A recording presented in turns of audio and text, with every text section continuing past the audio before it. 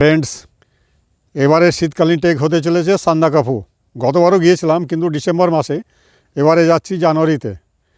আমরা তিস্তা তোরসা ট্রেনে করে পৌঁছেছিলাম এনজিপি থেকে খুব ভোরবেলা পৌঁছে যাই দার্জিলিং মোড়, যেখান থেকে শেয়ার গাড়িগুলো ছাড়ে রিম্বিক, ধোত্রে, মানেভঞ্জন ওই অঞ্চলে যায়। বেশ কয়েকটা গাড়ি ছাড়ে, তার মধ্যেও আমরা একটা গাড়ি পেয়ে গেছিলাম যেটা সকালবেলা ঠিক 7টা নাগাদ ছেড়ে বেরিয়ে যায়।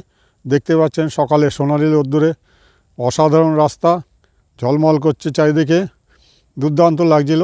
এই রাস্তাটা চলে গেছে মিরিক হয়ে, তবে খুব কম সময় লাগে এই রাস্তা দিয়ে গেলে। আমরা মানেভঞ্জন ক্রস করে যখন ধোত্রে পৌঁছালাম তখন ঠিক সকাল 10:30 বাজে। আমরা কল্পনাও করতে পারিনি 10:30টার সময় ধোত্রে পৌঁছে যাব।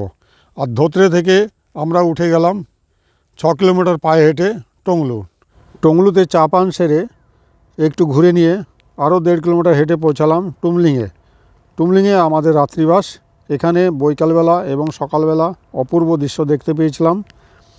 পরদিন সকালে ব্রেকফাস্ট সেরে আমরা রওনা হয়ে পৌঁছালাম সিঙ্গালীলা ন্যাশনাল পার্ক চেকপোস্টে। এখানে আমাদের কাগজপত্র দেখিয়ে আমরা একটা শর্টকাট রাস্তা ধরেছিলাম, যে রাস্তাটা ছিল পুরোপুরি জঙ্গলের মধ্য দিয়ে। এই রাস্তায় মাঝ বরাবর যাওয়ার পরে আমাদের গাইড রাস্তা হারিয়ে ফেলে, যার ফলে আমাদের অনেক সময় নষ্ট হয়। আমরা কালাপোখরিতে একটু দেরিতে পৌঁছাই, দুপুর গড়িয়ে গিয়েছিল।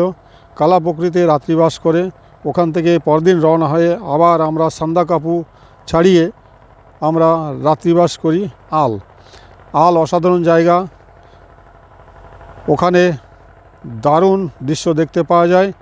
আল থেকে আবার আমরা পরদিন রওনা হয়ে পৌঁছাই থাকুম ভ্যালি দুর্দান্ত একটা জায়গা। থাকুম ভ্যালি থেকে আমরা আবার রওনা হয়ে যাই পরদিন। এখান থেকে সাবরগ্রাম হয়ে আমরা মোলে দিয়ে নেমে যাই রামবামে আমাদের রাত্রিবাস। রামবাম থেকে শিখলা দিয়ে আমরা পৌঁছাই রিম্বিক থেকে দুপুরবেলা একটা শেয়ার গাড়ি করে আমরা বৈকেলের দিকে পৌঁছাই এনজিপি থেকে আবার ট্রেন ধরে সোজা বাড়ি।